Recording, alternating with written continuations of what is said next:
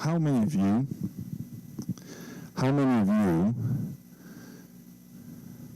it's going to sound like a weird question. How many of you have a phone? Right? Now there was a time that when cell phones came out, we would try to buy the smallest phone possible to fit in our pocket. Then the smartphone came out, and then we were wondering, okay, what kind of phone are we going to be able to have? And I remember the very first smartphone that I ever purchased was a Samsung before Apple came out. And for the very first time, I had a keyboard on my phone that flipped up that was hidden. I was like, this is so cool. And then the iPhone came out. And back in that day, it sounds like ancient years ago, there was no such thing as Facebook. There was something called MySpace. Oh, okay. And before that, it was Orkut. You may or may not know that. But MySpace was famous, and then all of a sudden Facebook came over and started taking over social media. And the question that people would ask was, hey, are you on Facebook? Now if you ask somebody if you're on Facebook, it means that you're probably 35 or older, right? It's an old thing. Now it's Insta or Snapchat or TikTok or whatever platform it is. All of social media offer now something called stories. If you don't know what I'm talking about, you will. So stories are these little short videos that they're about 3 to 10 seconds long. And anything above 12 seconds is considered too long. And you begin to scroll, like swipe up or to the right to change those stories. And you can, and now there's this phenomenon, if we can call it that, we call it scrolling. I never heard that word until the last couple years, right? That wasn't a thing. It didn't exist. And now there are studies being done on the effects of scrolling, of just swiping, and you're sitting there addicted to those 10, 15 seconds of dopamine because you are interested in what somebody else is doing or the message that somebody else is portraying or something that all of a sudden you may be exposed to. You're like, oh, wait a minute, where did this come from? There was a study done by Dr. Maria Sansoni in the Humane Technology Lab in the Catholic University of the Sacred Heart in Milan. And what she did is she took people who were into Instagram and were heavily involved and participated in and posted and commented, and they took these people who were in this social media platform and they put it inside the room and they gave them VR glasses. Does anybody here not know what VR glasses are? Well, just in case, it's these things that you put on your head and it covers your eyes and you have 180-degree vision of what's happening. It's a phenomenal technology, one that we are using in the military, in the chapel side, to receive training for trauma care. So you can use things for good as well as for bad, for negative things. So they took these users who were into Instagram and they placed these glasses, these VR glasses on them, and they showed them an image of themselves slowly morphing into a complete stranger. The question was asked, when did it stop becoming you? Now, if you can imagine, you're putting these things and you're seeing an image of yourself, and your own face is evolving and morphing into somebody else that you do not recognize. And the question is, when does that person that you're seeing being morphed into somebody else, when does that stop being you? The result of the study, or the answer to that question of when does it stop being you, was different depending on how much you were involved with that social media. In other words, the line where things stopped, where the image stopped you from saying, okay, that's not me, was different. For the longer you were involved with it, the longer you were immersed with social media, the easier it was for you to put up, or the harder it was for you to put up a barrier to stop. In other words, your image, who you are, what you look like, or what you think of yourself is highly volatile. And easier for you to think you look like somebody else, the more exposed you are to that platform. Which is interesting.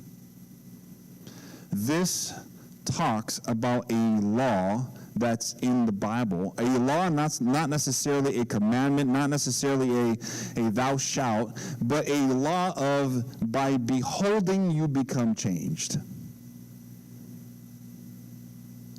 This is a law that has endured for quite a long time. So I'd like to invite you, if you have your Bibles with you, awesome. Open it to Hebrews chapter 12, verses 1 and 2.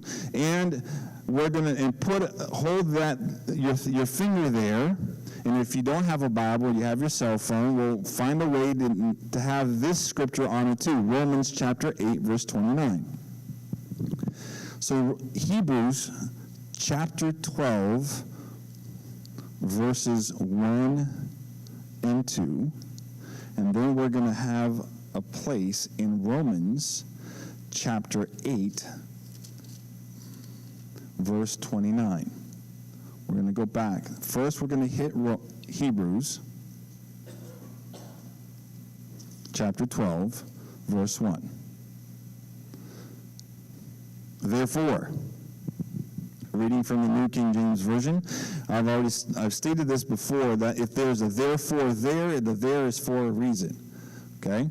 Therefore, Paul is now summarizing all of what's happened. Okay? If we look at chapter 11, we have the famous chapter of faith, the Hall of Fame of faith. But here, chapter 12 begins, therefore, we also, since we are surrounded by so great a cloud of witnesses, let us lay aside every weight and the sin which so easily ensnares us, and let us run with endurance the race that is set before us. Wait. Pastor Art. That verse has nothing to do with looking. I know. But let's read verse 2. We'll come back to verse 1 here in a little bit. Looking into Jesus, the author and finisher of our faith, who for the joy that was before him endured the cross, despising the shame, and has sat down at the right hand of the throne of God. Remember, I asked you to keep your finger on Romans chapter 8, verse 29. And it says there, Romans chapter 8, verse 29, says the following. For whom he foreknew, he also predestined to be conformed to the image of his Son, that he might be the firstborn among brethren. Wait a minute, Pastor Hart, where are you going? That verse also has nothing to do with looking. Hold on. Buckle in. When we look at Hebrews chapter 12, verse 2, fixing our eyes, the word that is used there in Greek is the word apharao, which doesn't mean to simply look at. I'm looking at my wife, and then she's beautiful. It's not that kind of a look. It's not the kind of look where I'm looking at you all right now, and my eyesight is glancing and meeting your eyesight, you looking at me as I look at you. That's not what this verse is saying. That Greek word apharao is not about looking necessarily, hey, I'm looking at the back of the church and I see that beautiful stained glass window of Jesus' second coming. That's not what it's saying. That word means I am intently, and I'm looking at my wife, and my eyes are fixed on her, and it doesn't matter what everyone else is doing, I'm maintaining my focus on her. It's an intent look. It's something that you are concentrated in. For men, it's easier, right? Sometimes we're sitting in front of the TV and our wife is talking to us, and we're like, huh? What'd you say? Because we are focused. We are creatures of one box only. Do not give us multitasking. We like to do one thing at a time. We take our box, we start messing with it, and then we put it back on the shelf. While women, you do all sorts of stuff. But that doesn't mean that if you are capable of multitasking, that you are looking intently, intentionally at something. And I know that we all are guilty of doing that or not doing that enough. Looking at our spouse enough. Much less looking at Jesus. But we all are guilty at some point of looking at something else so intently that we lose focus of everything else that's going on around us. So when the Bible here says looking, fixing our eyes on Jesus in chapter 12, verse 2, it is that we are looking like a runner looking at the finish line. I was sharing this morning that I needed to start running again because of my requirements for the Air Force, and I hate running. Give me a ball, I'll run after it, but not to run by myself. I hate it.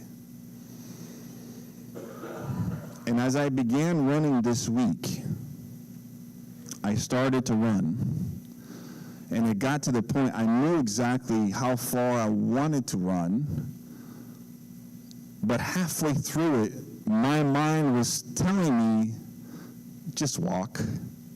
Just stop. It's too hot. But I knew I needed to finish my course. And as soon as I made that last turn to make my way towards my house, it was as if there was another surge of energy coming. Like, oh, there it is. That's the goal. And I kept looking ahead, making sure that I could reach that final destination. This is the type of fixation that Paul's talking about because he compares it to a race, right? But then when we look at Romans chapter 8, verse 29, the word conformed, it's in the same family that is also used in the verse of 2 Corinthians chapter 3, verse 18, where there he says that beholding the glory of God, we become transformed in the same image from glory to glory. Okay? So by beholding, we are transformed, but it's the same word that Paul is using here in the same family, same category, to be conformed.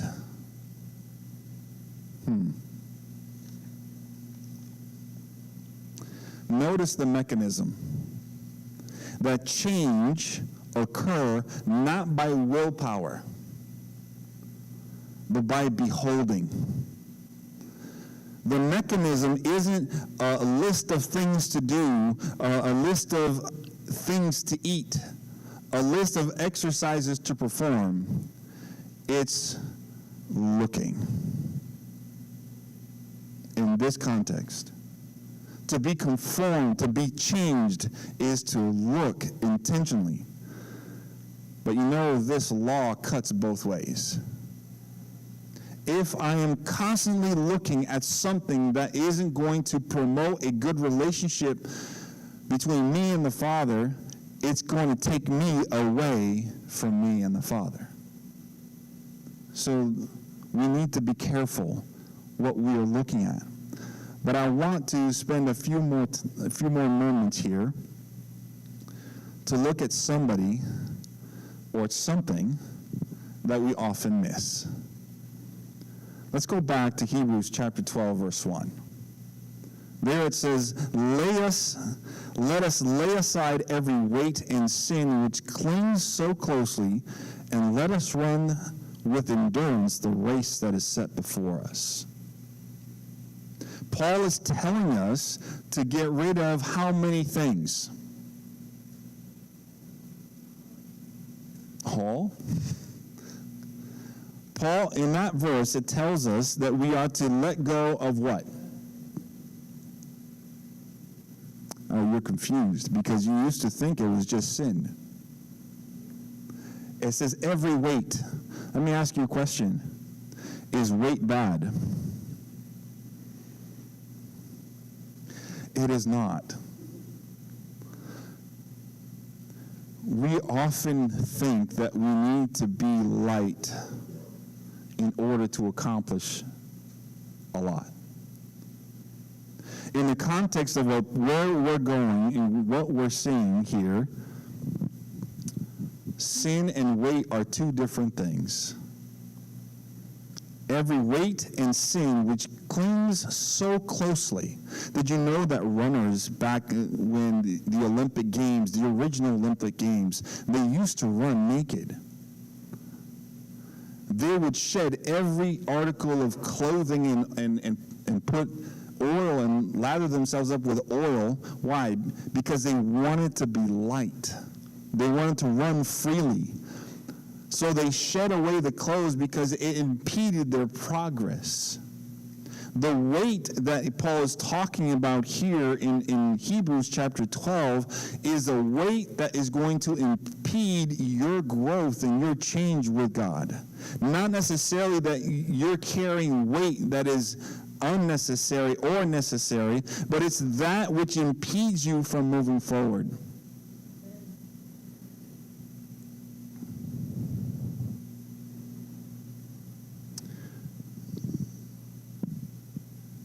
We need to understand this distinction because sin and weight are two different words that are used there, also in the original.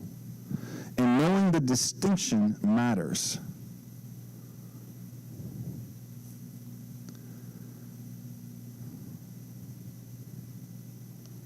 What is the weight that you're carrying that is holding you back? What is the sin that you are cherishing that's preventing you from looking to Jesus intently? The Bible tells us clearly, let us lay aside every weight and sin which clings so closely. And for some of us, our phones can be that, where we spend so much time scrolling, looking at the stories, looking at what's happening in the world. Let me also say this, looking at what other people are saying about the Bible, rather than we looking for it ourselves, can be a weight that takes and detracts us from God. Our relationship with Jesus must be one that I am focused intently on looking at him. I'm reminded of the story of Peter, whose gaze upon Jesus enabled him to walk on water. It wasn't his willpower. He had the willpower. But the moment that his gaze upon Jesus failed, he sank. The moment that we lose sight of what Jesus is doing, what Jesus is wanting from us, what Jesus is saying to me, I sink. And this is what Paul is referring to, the weight and sin that is so close. But wait a minute. If just by looking and beholding we become changed, I want you to understand that I'm not telling you to go and delete your social media account. That's not the point. The question is only what's shaping you. And it can be something else other than social media.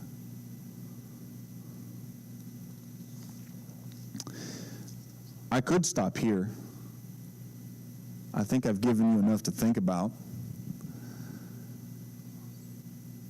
But I'd be doing you a disservice.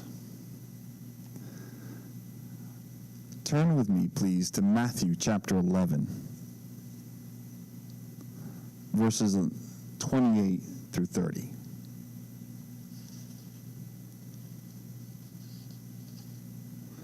Matthew chapter 11.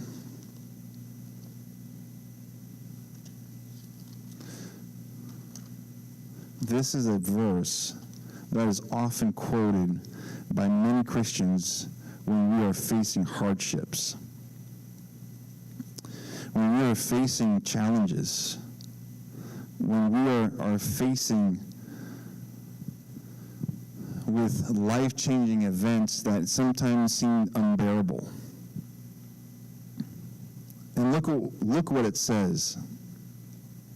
Matthew chapter 11, verses 28 and 30 through 30 says, "Come unto me, all who labor and are heavy laden, and I will give you..." Okay, some of you are with me. "I'll give you rest. Take my yoke upon you and learn from me." Skipping down, "For my yoke is easy and my burden is..."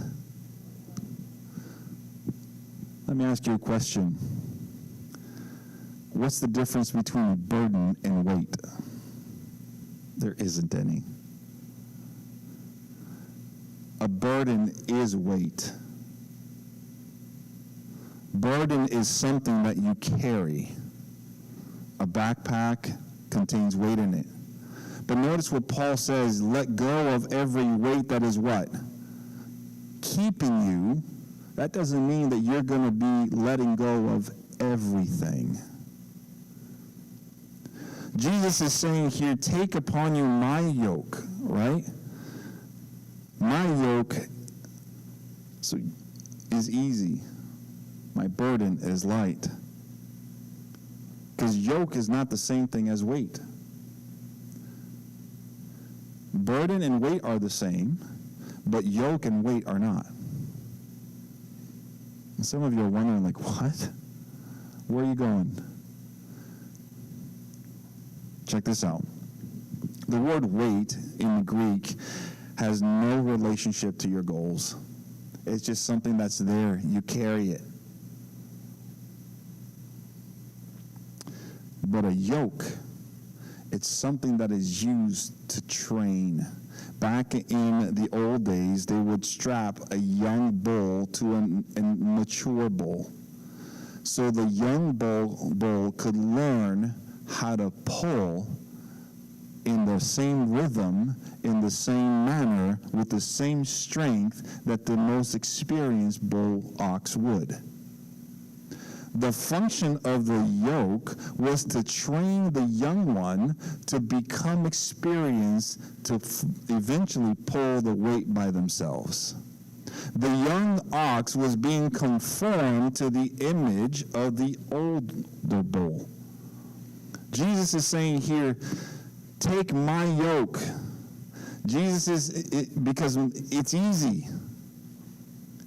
It doesn't mean that he's going to let it go and place it all on top of you. He's saying, take my yoke here. Come with me, alongside me. Learn from me. Observe me. Look at me.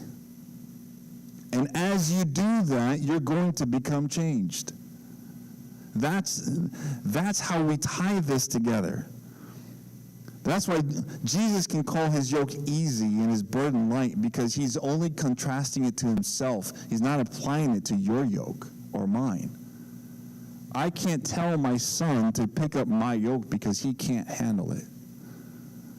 But I can pick up Jesus because he's going to be with me.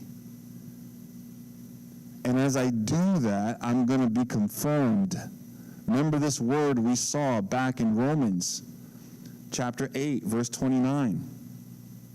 That we become conformed. Why? Because it's his will, it's his power. So we become changed. By being conformed, we become changed. It says from glory to glory. It means that each step that we take, our growth is measured, is evidenced, and we can see how we're moving forward. In the same way that a young ox begins to step in sync, in rhythm with the more experienced one, we become conformed to the image of Jesus when we behold him intently, intentionally, in the way that he's asking us to do so. The mechanism is to fix our eyes on Jesus. And to take the yoke upon him, his yoke upon us. These are not two separate commands. These are the same. Jesus is telling his disciples in Matthew, when we look at this is the context of this verse. He's rebuking the cities because of the works that have been done. They weren't focusing on the will of God. And so he uses this illustration that if you want to grow, if you want to be like me, you need to be conformed. You need to walk alongside me. You need to fix your eyes on me. The irony of it all is when you look at Paul, what converted him? You're going to say, Jesus converted him. Yes, you're right. But what happened to Paul on the road to Damascus? He became blinded. Why? Because he saw Jesus. When we look at Jesus, when we intentionally look at Jesus, we may be blinded temporarily, but it's a blindness that causes change. He wants us to look at him for change, to become like him, so that we can run the race, that we can finish it. But both of these mechanisms also have one thing in common too, another thing in common, is that by proximity, we become changed. Not just by looking, but by proximity. When I am with Jesus, we changed. I remember one of the clearest evidence in my life is when I met a few of my classmates years after I had graduated from high school. And we began to talk, and they said, "So, Art, what are you doing with yourself?" I said, "I'm a pastor." What?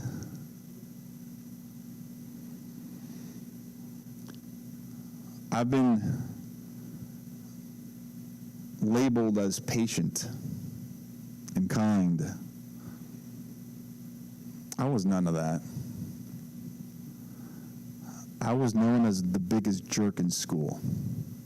I would shred you from top to bottom, and I could care less. The funny thing is that I can still do that. We don't necessarily change, but we start changing our approach, our life, the more we begin to behold Christ. And if I lose my sight of who Jesus is, the old man starts coming back up. And that's not a pretty picture. We all have our pitfalls. We all have the old self that we're trying to change from, but it occasionally creeps up from time to time. And I would venture to say that it happens because we've lost sight of Jesus. We are not looking at him intently. Or we are carrying a weight that we shouldn't be carrying. Or we're cherishing a sin that we shouldn't be cherishing. All of these things contribute to the old surfacing back up. But Paul tells us, he says, in Hebrews chapter 12, he says, fix your eyes on Jesus intently, the founder and the perfecter of our faith. You see, when we look at Jesus, he's the one who perfects us. He's the one who enables us to change. He's the one who is going to do everything I want done for myself. But because of him, I'm looking at him intentionally every single day. This is not a sprint. This is a marathon. I was a pretty good distance runner. I used to be able to run a mile in about 5 minutes flat. I was not a very good sprinter. But in the life of spirituality, we often think it's a sprint, where we can run as hard as we can for about 100 yards. And then we make it and we're like, yeah, I feel good. That's enough. But that's not the race that Paul's describing here. He's describing a marathon. But here's the problem. I can't run a mile in 5 flat anymore. Why? Don't say because of age. It's because I don't run long distances anymore. When we stop practicing that discipline, you lose it. It's the same thing happens with our spirituality. If I think that my spirituality is going to be good just by a few seconds of story or clicks in my Instagram, and I neglect my actual sitting down and looking at Jesus, I am not fixing on Jesus. I am trying to run a sprint where I should be running a marathon. And marathoners pace themselves. They don't go at an all-out sprint. Granted that nowadays, most marathon runners, the professional, the elite ones, they run on a marathon, they run an average of a 4-minute mile, which is absurdly fast. But they train for that. They practice that. So we too must be focusing on our marathon of a spiritual walk with God. That doesn't happen in 10 seconds or 15 seconds. We have an attention span that is smaller than a goldfish. I'm not just trying to be funny, but studies have proven that in the year 2000, our attention span was about 15 seconds. In 2015, it dropped down to 10, which is 2 seconds less than that of a goldfish. So it is serious. We need to fix our eyes on Jesus. Why? When we look at Psalm 27, verse 4, one thing I ask, that I may inquire about you in your holy temple, that I may behold the beauty. Beholding means you're fixing your eyes on Jesus and the beauty that God has in store for each and every one of us. But we must be in line with our training every single day, fixing our eyes on Jesus. This morning, I want to leave you with this. There's a promise underneath everything that's been said. The longer that you cast your eyes on Jesus, the less you'll have to try to become like him. Let me say that again. The more that you fix your eyes on Jesus, the less you'll have to try to be more like him. It is by beholding that we become changed. And this morning, I want to encourage you to behold Jesus. He's going to change your life. He's going to change how you view things. He's going to change how you say things. He's going to change how you treat people. But only by beholding him, you can do that. If you do that on your own volition, you're going to fall, you're going to stumble, and you're going to fail. So fix your eyes on Jesus, the author and the perfecter and the finisher of your faith, of my faith, of our faith. May God bless you. Fix your eyes on Jesus.